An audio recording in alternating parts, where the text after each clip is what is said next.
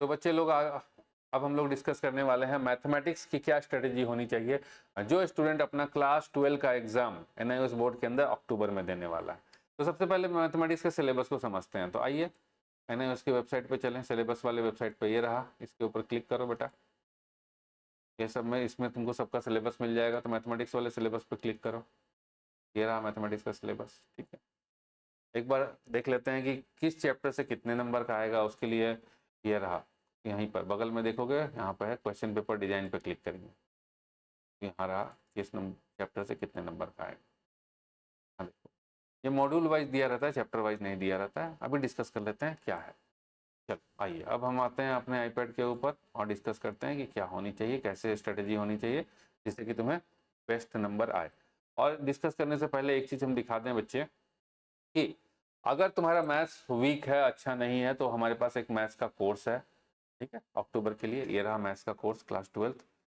और अगर चाहते हो, जैसे पीसीएम के स्टूडेंट हो, जेई मेंस के लिए चाहते हो, 75% का टारगेट पूरा करना चाहते हो, 75 प्लस मैथमेटिक्स में, सिंगल 90 प्लस, 95 प्लस, और overall as a board 75% plus चाहते हो, तो ये रहा, उसके लिए हमारे पास कोर्स है अक्टूबर के लिए।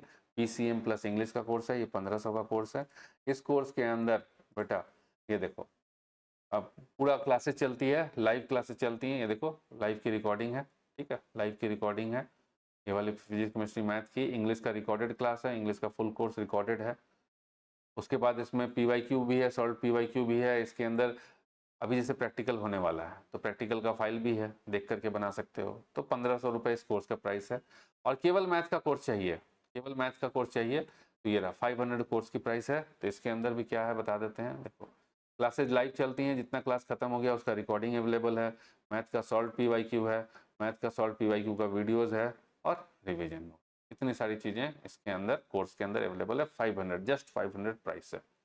आइए अब यहाँ पर डिस्कस कर लें हम लोग कि क्या स्ट्रेटेजी होनी चाहिए, ठीक है बच्चे। तो सबसे पहले तो नंबर का समझते हैं कि कितने नंबर का आएगा, कहाँ से। और ये वाला सारे चैप्टर्स नहीं पढ़ने हैं, पढ़ना है ये वाला चैप्टर्स है, ठीक है, ये सारे चैप्टर्स पढ़ने हैं, ये सब नहीं पढ़ना है। चलो, ये जो है 4 चैप्टर मिला करके बेटा 15 नंबर का, ठीक है। ये 3 चैप्टर तुम्हारा 17 नंबर का, ये 2 चैप्टर तुम्हारा 12 नंबर का, ये पूरा का पूरा कैलकुलस तुम्हारा 30 नंबर का। पीछे वहीं जो अभी हमने नेट पे खोल के दिखाया ना उसकी वेबसाइट से, वहीं से देख करके हम छाप रहे हैं, पूरा बता रहे हैं। ये 17 नंबर का और ये 2 नंबर का। पढ़ाई कैसे करनी है बेटा, लेक्चर्स करो, क्लासेस करो, प्लस इन टेक्स्ट क्वेश्चन करो, प्लस टर्मिनल एक्सरसाइज के क्वेश्चंस करो। पूरा नहीं करने की जरूरत है, बहुत बहुत है, पूरा करने का जरूरत नहीं, इसमें बहुत बहुत इन टेक्स्ट है, बहुत बहुत टर्मिनल दिया है, तो पूरा नहीं, सेलेक्टेड करो, ठीक है।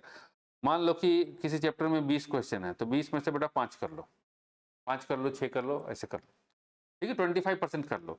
उसके बाद करो पीवाईक्यू, ठीक है। तो ये चीज ध्यान में रखिएगा कि इन टेक्स्ट और टर्मिनल का 25% कवर अप करना है, पूरा करने की जरूरत नहीं है, बहुत है।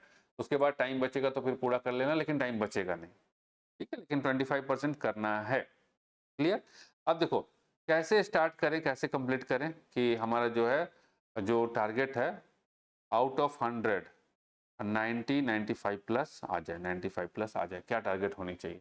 तो अभी जिस बच्चे का, जैसे जो हमारे साथ कोर्स में अटैच है और उस बच्चे का 50% से ज़्यादा सिलेबस कवर अप है, तो उसके लिए क्या करें, उसके लिए पहले स्ट्रेटेजी, मतलब पहले 95 प्लस के लिए स्ट्रेटेजी, फिर 75 प्लस के लिए स्ट्रेटेजी। तो 95 प्लस के लिए तो अभी हमारे साथ जो पढ़ रहे हैं बच्चे वो पढ़ेंगे, इंटेक्स्ट कर रहे हैं, टर्मिनल कर रहे हैं, जैसे हम बता रहे हैं वैसा कर रहे हैं, और प्लस लास्ट में पीवाईक्यू लगाओगे, ठीक है बेटा, पीवाईक्यू लास्ट में लगाओगे, एग्जाम से 15 दिन पहले, 15 डेज पहले, अभी नहीं लगाओगे। क्लियर है। ये तो हो गया उन बच्चे का जो 95 प्लस लाना चाहते हैं और जो हमारे कोर्स में ऑलरेडी एनरोल हैं। अब बहुत सारा बच्चा ऐसा है जिसका तैयारी जो है परफेक्ट नहीं चल रहा है, 20% 25% इस तरीके से, इस तरीके पे अटका हुआ है, लेकिन 75% की चाहत है ओवरऑल। तो मैथ में 75 कैसे आए, इसके लिए अब स्ट्रेटेजी डिस्कस करते हैं हम लोग। क्योंकि देखो यहाँ पे ऑलरेडी वही बच्चे आए हुए रहते हैं नए उस बोर्ड के अंदर, जो जो पहले या तो अपने पुराने बोर्ड में नहीं लिख पाए, धक्का खा गए, या फिर जेई के अंदर नंबर कम आ गया, मतलब जेई के अंदर तो अच्छा हो गया लेकिन बोर्ड में 75% नहीं कर पाए। तो बेटा ये चीज़ तो तुमको समझ में आ गया ना कि जब तक हम बोर्ड के अकॉर्डिंग नहीं लिखेंगे हमको नंबर नहीं मिलेगा। तो हमारा जो PYQ है, सॉल्व PYQ का जो कोर्स है, उसके अंदर यही बताया गया है कि लिखना कैसे है मोस्ट इंपॉर्टेंट थिंग। आता है तुमको सॉल्व करने, लेकिन जेई स्टाइल में सॉल्व कर देते हो तो उससे नंबर थोड़ी मिलेगा। सॉल्व करोगे बोर्ड स्टाइल में तभी नंबर मिलेगा एज पर मार्किंग स्कीम। तो PYQ मस्ट है, देख करके एज इट इज छापना है। फिर से कह रहे हैं बेटा, अपना दिमाग मत लगाना, एज इट इज छापना है, क्योंकि जब तक लिखना नहीं सीखोगे as per marking scheme number नहीं मिलेंगे। ये चीज ध्यान में रखिएगा, ठीक है। नंबर तभी मिलेगा जब मार्किंग स्कीम के अकॉर्डिंग लिखोगे, वो हमारे PYQ में, सॉल्व PYQ में हमने करवाया हुआ है। अब है कि तैयारी कैसे करनी है, ठीक है। अब ध्यान देना कि किस चैप्टर को कैसे प्रायोरिटी देना है। तो 1 नंबर, इन 3 चैप्टर्स को एक साथ कर लोगे, ठीक है। 1 नंबर पे रख दिए, पहले ये कर लो, फिर ये 3 चैप्टर्स कर लो, ठीक है, ये 2 नंबर पे। अब एक चीज यहाँ पर ध्यान देना बेटा, हमने यहाँ पर देखोगे कि हमने कोनिक सेक्शन को छोड़ दिया है। तो कोनिक सेक्शन को छोड़ देने का मतलब ये है कि बहुत ही, ये यहाँ से जो है 6 नंबर का क्वेश्चन आएगा, 6 नंबर का, लेकिन फिर भी हमने छोड़ दिया है यहाँ पर। इसको करोगे बेटा बाद में, क्योंकि यहाँ पर जो है, जो कोनिक सेक्शन बुक में दिया हुआ है और जो एग्जाम में क्वेश्चन आता है टोटली डिफरेंट आता है, बहुत ही विचित्र तरह का आता है क्वेश्चन, ठीक है। अब बुक में जो दिया हुआ है बहुत ज्यादा डेरिवेशन वगैरह दिया हुआ है जो कि एग्जाम में नहीं आते हैं। तो इस कोनिक सेक्शन को तुम्हें उस तरीके से पढ़ना है, अभी हम नहीं पढ़ाए अपने कोर्स में, इसलिए हम रोक के रखे हुए हैं। ये उस तरीके से पढ़ना है कि एग्जाम पॉइंट ऑफ व्यू से हम क्वेश्चन सॉल्व करें, हम डेरिवेशन ना सीखें। इसमें डेरिवेशन सिखाया हुआ है, एग्जाम पॉइंट ऑफ व्यू से क्वेश्चंस वो हैं, थोड़े बहुत हैं, लेकिन डेरिवेशन तुम्हारे किसी काम की नहीं है इसके अंदर, ठीक है। ध्यान में रखना है बेटा।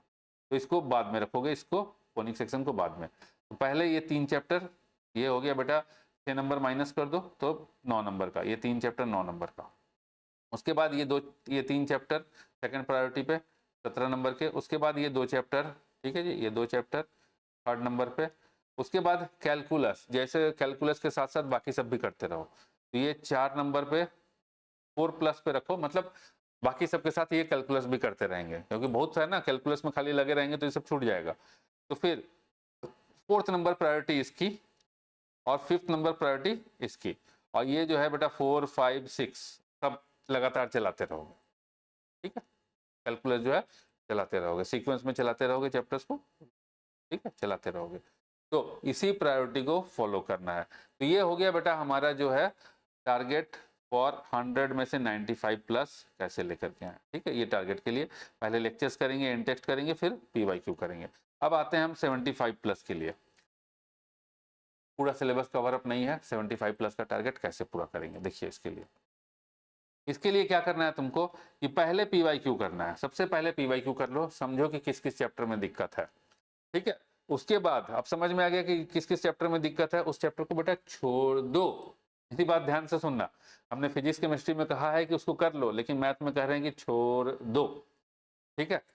तो अगर तुम 50% के प्लस अभी PYQ किए और PYQ में से मान लो कि 100 में से 50 क्वेश्चन बन जा रहा है, मतलब आधा चैप्टर कंप्लीट हो जा रहा है, तो पहले उसको रिवाइज करो। उसके बाद किस किस चैप्टर के ऊपर फोकस करना है वो चीज अब हम तुम्हें बताते हैं 75+ के लिए out of 100। Linear programming, mathematical reasoning छोड़ना नहीं है, ये वाला चैप्टर छोड़ना नहीं है, अब मैट्रिक्स से डिटर्मिनेंट इनवर्स छोड़ना नहीं है, ये चारों का चारों नहीं छोड़ना। ये कोनिक भी हम करा देंगे, बुक अलग और एग्जाम का क्वेश्चन अलग, तो हम एग्जाम पैटर्न ऑफ व्यू से कराएंगे, बुक वाला भी सिखा देंगे, एग्जाम पैटर्न ऑफ व्यू से कराएंगे, ठीक है। तो ये जो है 15 नंबर यहाँ हो गया, 17 नंबर यहाँ हो गया, रिलेशन एंड फंक्शन भी करना है, ये हो गया। तो बेटा केवल ये कैलकुलस वाला पोर्शन छोड़ करके बाकी सब करो। कैलकुलस को एकदम लास्ट में करना, अगर क्योंकि सबको कैलकुलस में फंसता है, एक तो सब कैलकुलस में फंसेंगे, दूसरा है इनवर्स ट्रिग्नोमेट्रिक फंक्शंस में फंसेंगे, ठीक है। इनवर्स ट्रिग्नोमेट्रिक फंक्शंस में फंसेंगे, यहाँ पर फंसेंगे। तो बेटा ऐसा है कि इनवर्स ट्रिग्नोमेट्रिक फंक्शन हमने अपने कोर्स में बहुत ही बेहतरीन तरीके से कराया हुआ है, तो उसमें भी नहीं फंसोगे, और कैलकुलस के अंदर भी, ठीक है, मैक्सिमम जगह पे नहीं फंसोगे, कहीं कहीं पे फंसोगे। तो बेटा इसलिए कह रहे हैं कि कैलकुलस को एकदम लास्ट में प्रायोरिटी रखो, बाकी इन सभी को एक बार रिवाइज मार लो, ठीक है। तो ये जो 30 नंबर छूट गया, बाकी 70 नंबर हो गया ना बेटा, तो 70 नंबर का तो परफेक्ट कर ले बच्चे, आउट ऑफ 100 70 नंबर का परफेक्ट कर ले भैया। यहाँ से 30 नंबर में से 10 नंबर तो ले ही आओगे, 10 नंबर का कर लेना, बाकी जो जो चैप्टर्स आता है, जैसे ये आता है कर लोगे, ये आता है कर लोगे, मान लो कि इंटीग्रेशन आता है कर लोगे, जो नहीं आता है छोड़ दो, 30 में 10 का कर लेना, जितना हो पाएगा उतना कर लेना, ठीक है। तो इस स्ट्रेटेजी को फॉलो कीजिए। तो 95 वाले बच्चे 50% प्लस सिलेबस कवर अप है, वो 95 वाले स्ट्रेटेजी पे चलेंगे, और जो जिनका 50% प्लस सिलेबस और प्लस ये सब करके नहीं बैठे हुए हैं, वो जो है पहले 75 प्लस वाले स्ट्रेटेजी पे चलिए, उसके बाद अगर टाइम बचता है तो फिर आप 95 प्लस वाले स्ट्रेटेजी पे आएंगे। सबसे पहले तुम बेटा पीवाईक्यू करो, एज पर मार्किंग स्कीम करो, अपने हिसाब से जेई स्टाइल में मत करना, ठीक है। इस स्ट्रेटेजी को फॉलो करो इजी तरीके से बेटा। अगर तुम्हारा 50% प्लस सिलेबस कंप्लीट है तो 95 प्लस, और अगर 50% प्लस सिलेबस कंप्लीट नहीं है तो इस वाले स्ट्रेटेजी को फॉलो करो, इतना नंबर तुम्हें एकदम एकदम प्यार से आएगा।